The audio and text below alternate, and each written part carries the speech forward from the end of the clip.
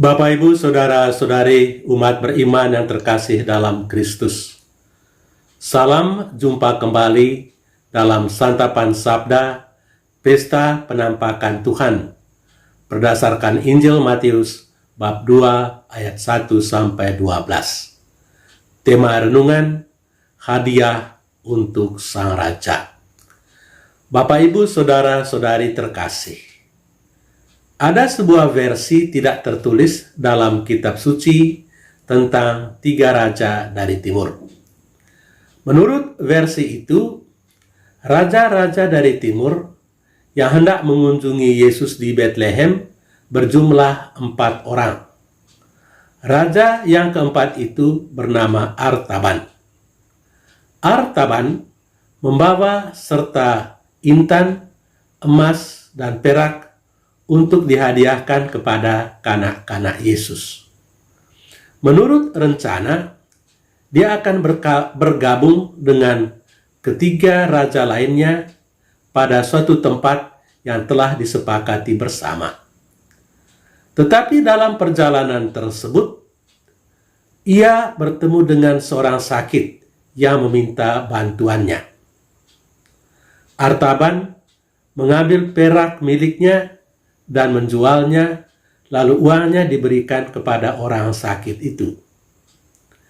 Ketika tiba di tempat di mana ia harus bertemu rekan-rekannya, ternyata ketiga raja dari timur itu sudah berangkat ke Betlehem. Karena itu, Artaban menyusuli mereka ke Betlehem. Dalam perjalanan ke Betlehem itu, ia bertemu dengan seorang serdadu yang hendak membunuh seorang kanak-kanak atas perintah Herodes. Ibu bayi itu meminta bantuan Artaban. Artaban berdiam diri sejenak dan mencari akal. Ia memberikan emasnya kepada ibu itu untuk menyogok serdadu agar ia tidak membunuh kanak-kanak itu. Bayi itu luput, tetapi emas yang disiapkan sebagai hadiah untuk kanak-kanak Yesus telah berpindah tangan. Kini milik satu-satunya adalah intan. Dia melanjutkan perjalanannya ke Betlehem. Setibanya di Betlehem, Yesus, Maria, dan Yosef sudah mengungsi ke Mesir. Karena itu, Artaban mengembara dan mencari Yesus di mana-mana, tetapi tidak menjumpainya. Pada suatu hari, dalam tahun yang ke-33, ia tiba di Yerusalem. Hari itu adalah hari penyaliban Yesus dari Nazaret. Ketika Artaban mendengar bahwa raja yang sedang dicarinya akan disalibkan, ia bergegas menuju Kalvari. Dalam hatinya ia berpikir bahwa intan yang ada padanya bisa menyelamatkan nyawa sang raja dari Nazaret itu. Tetapi sebelum tiba di sana, tiba-tiba langit diliputi kegelapan. Gempa bumi hebat menyertai kematian Yesus di Kalvari. Sebuah batu besar menimpa kepala Artaban. Dia pingsan seketika. Dalam keadaan setengah sadar, dia mendengar suatu suara yang berkata, "Apa saja yang kau lakukan terhadap salah seorang saudaraku yang paling kecil sekalipun, engkau melakukannya untuk aku." Artaban tersenyum, lalu menghembuskan nafasnya yang terakhir.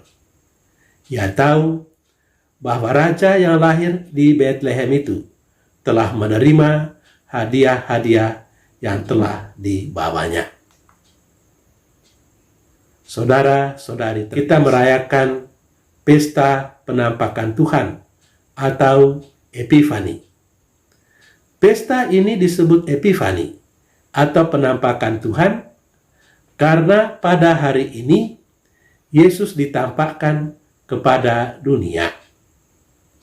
Pada hari ini, keberadaan Yesus sebagai Mesias tidak cuma diketahui oleh Maria, Yosef, serta para gembala dari padang Efrata, melainkan oleh kalangan yang lebih luas yang diwakili oleh ketiga raja dari timur itu. Dahulu, pesta ini disebut pesta tiga raja. Bahkan, sejak kecil kita diperkenalkan dengan tiga raja itu sebagai Gaspar, Melkior, dan Baltasar. Padahal, di dalam Injil Matius, seperti yang kita dengar tadi, tidak pernah disebutkan nama-nama dari ketiga raja itu. Saudara-saudari terkasih, baik ketiga raja dari timur maupun Artaban dalam kisah tadi adalah para pengembara yang berusaha untuk menemukan atau mencari makna kehidupan. Mereka menemukan makna kehidupan itu dalam perjumpaan dengan kanak-kanak Yesus yang dilahirkan di kandang Betlehem. Setelah menemukan sang raja orang Yahudi dalam diri kanak-kanak Yesus itu, mereka mempersembahkan persembahan mereka kepada anak itu berupa emas, kemenyan, dan mur. Mencontohi teladan tiga raja dari timur itu, apakah yang patut kita persembahkan kepada kanak-kanak Yesus yang lahir di kandang Betlehem itu? Tuhan memberkati kita. Amin.